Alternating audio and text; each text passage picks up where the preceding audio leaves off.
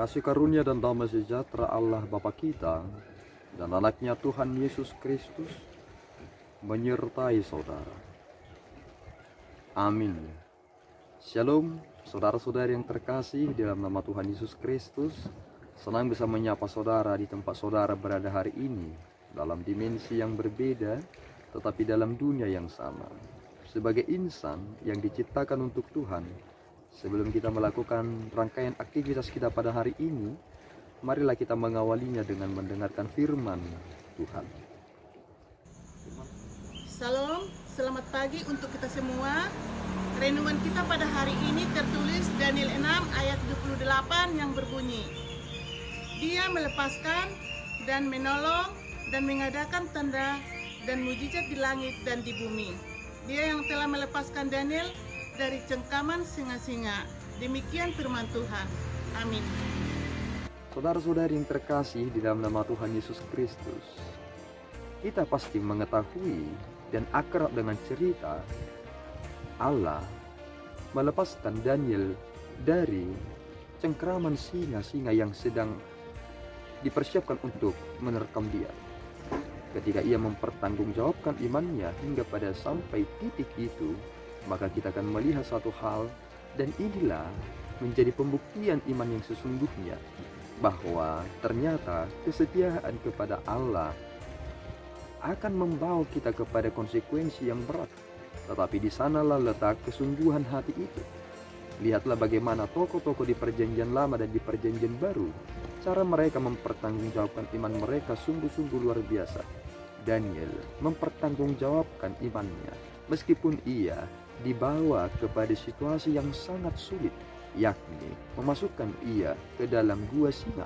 Tetapi lihatlah hal yang luar biasa terjadi.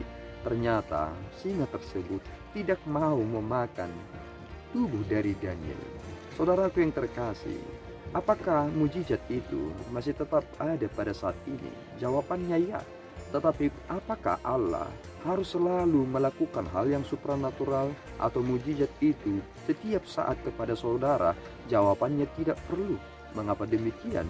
Jika melulu kita hanya memahami penyertaan Allah secara supranatural, atau melulu kita memahami Allah itu hanya menyatakan mujizat kepada kita, baru kita semakin beriman, maka di sanalah kesalahan kita berpikir, dan di sanalah kesalahan keberimanan kita. Mengapa demikian? Karena Yesus Kristus sendiri dalam kematiannya tidak ada hal yang supranatural di sana. Ia mati sebagai orang yang telah disalibkan.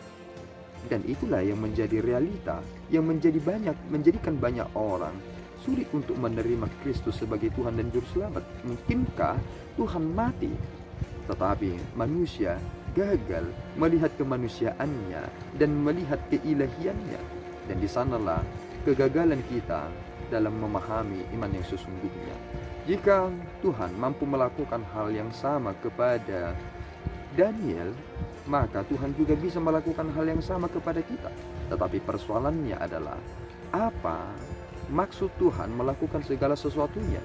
Kita harus menyadari satu hal, meskipun aku tidak mengalami hal yang demikian, atau bahkan aku harus menjalani dan menerima peristiwa naas dalam hidupku, yang terpenting bagiku adalah aku mempertanggungjawabkan dan mempertahankan imanku dengan sungguh-sungguh, meskipun aku tahu konsekuensi itu berat.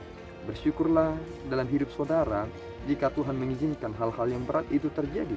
Di sanalah kualitas iman kita sedang diuji. Tuhan Yesus memberkati kita berdua. Ya Allah Tuhan kami bersyukur atas berkat-Mu, terpuji nama-Mu atas pemeliharaanmu. Sertai kami Bapa, dan jadikan kami sama seperti Daniel yang mampu mempertanggungjawabkan iman kami. Bagimulah puji hormat untuk selama-lamanya. Amin. Anugerah Tuhan kita Yesus Kristus, kasih setia Allah Bapa, dan persekutuan Roh Kudus menyertai saudara.